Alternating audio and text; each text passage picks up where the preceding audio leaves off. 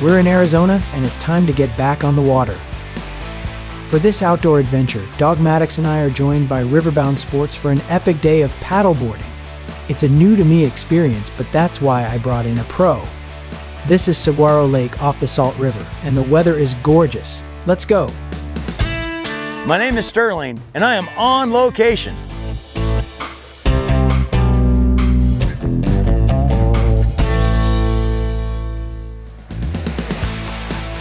We're just outside Phoenix with Riverbound Sports. We're about to go paddleboarding, stand-up paddleboarding, and it's gonna be great. I'm Terry Carlin. I am with Riverbound Sports, and I am a paddleboard instructor and purveyor of watercraft out here in the beautiful Saguaro Lake. All right, so you've been around a bit, you know a lot. And what are some basic tips you can give me? Basic tips for stand-up paddleboarding is when we get out on the boards, we're going to want to be about knee deep before we get on the boards because there is a fin on the bottom and we want to center our weight over the handle. Okay. The handle is a good marker to determine the center of the board from nose to tail and also from side to side. Oh, that middle handle. That little hole, yes. Yeah, my surfboard didn't have that. I was supposed to put my arm all the way around it. It was rough. It's like a raft.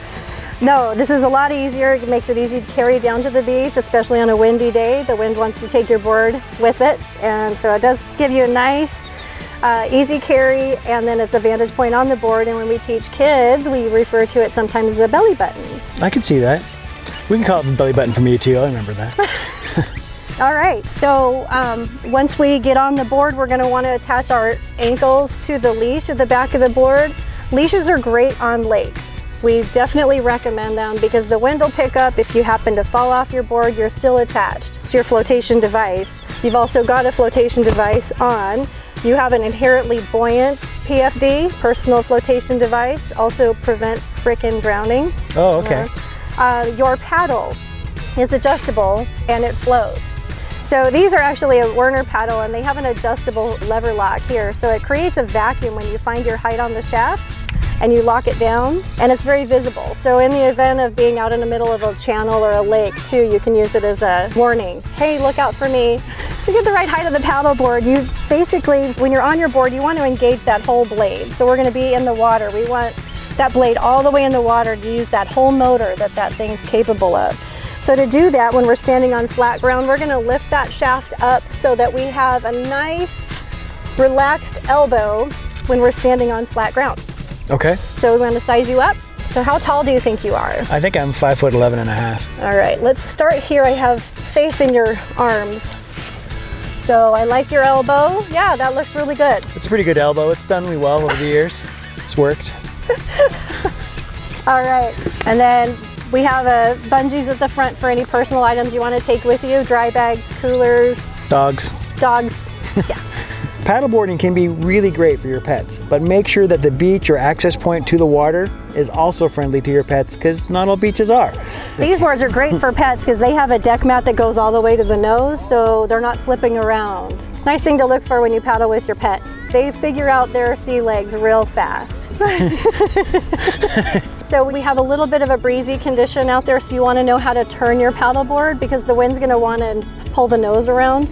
So one of the things, if I can borrow your paddle real quick, like kayaking, you have stop turns where you can plant the paddle behind you and pull it forward. That's going to help turn that board the direction your paddle's in the water by pulling it forward.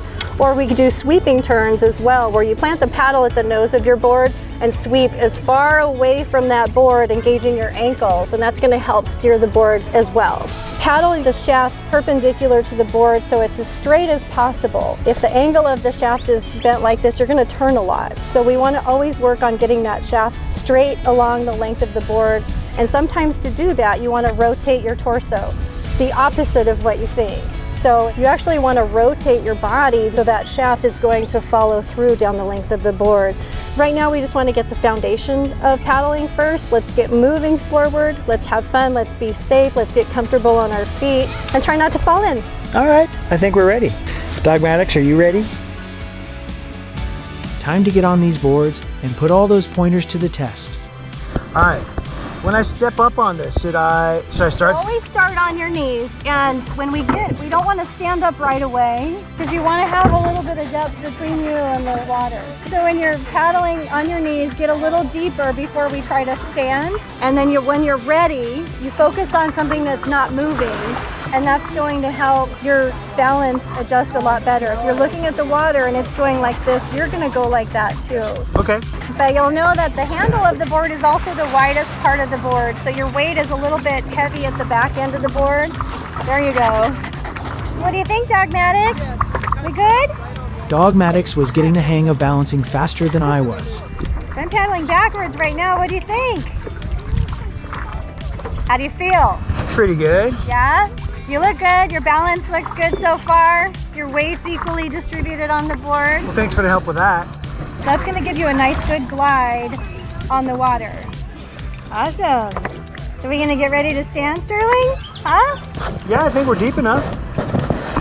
So whenever you're ready, we're going to get your knees in position. There you go. So we're going to transition foot, foot. Come up nice and slow. Get that blade in the water. There you go. That's going to help work like a crutch. Yeah. Yeah. So keep your knees loose and ride out the wiggles. It takes about 20 seconds. Do you feel the wiggles? Oh, yeah. Yeah, you know, I'm already better at this than I was at surfing. I'm standing for longer. Look at your goal. Look at your goal. There you go.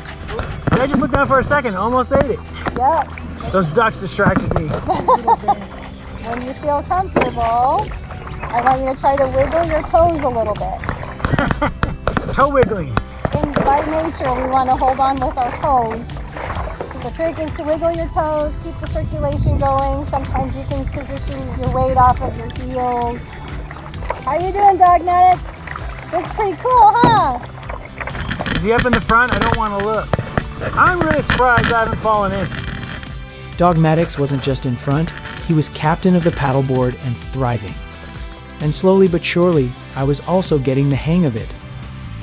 It was a good time to pause from being upright and practice safely sitting back down on the paddleboard when in the middle of open water. And not gonna lie, splashing some cold water on my knees felt pretty good. And sitting down is one of our self-rescue techniques, number one on windy conditions. So if it's ever windy, self-rescue technique number one is to get your sail down. Sit down on your bottom or your knees, choke down on your paddle so you get a nice solid stroke so you can get to point B. And if it's really windy, you can lay on your paddle and you paddle on your belly. And self-rescue technique number two, get on your belly, lay on your paddle with your hand. My turn. Get on my belly and paddle. Easy. What do you think, Dogmatix? Nailed it. This is a great sport. I highly recommend it. It's fun to get out. It's a much better view than your gym. These kind of surroundings are what we're all about. Getting out and doing things. It's easier than expected. You watch it from shore and you're like, oh, look at all those pretty people. I don't know if I'm pretty enough for that. You're pretty enough. Just come do it. There's multiple sizes of boards for most body types, little people and big people. They'll just be prepared and bring the right board. Dogmatix owns this sport. Even though we haven't caught a fish, he's all in. Which way though? Which way? Well, I liked the challenge of the lake today. The wind was good, give you resistance going out, push you on the way back. You're right. Wind is definitely a variable you get in the desert. Dogmatix loved it, even though we didn't catch any fish. He did awesome. This is such a great sport and so inviting and actually so easy. What are some tips you could give to people who are looking at it and want to come out and join us? The sport's open to anybody, all ages. The rewards are tenfold because we have this beautiful wildlife. We have paddle pups and we have beautiful scenery. Yeah, and you guys have so much wildlife here too. It's great. It is awesome. Well, we had a great time. Thanks so much for sharing with us, Terry. Thank you so All much. right, and we're gonna go find some snacks back in Phoenix. Awesome. See you soon. See you later. Thank Thanks for you. coming.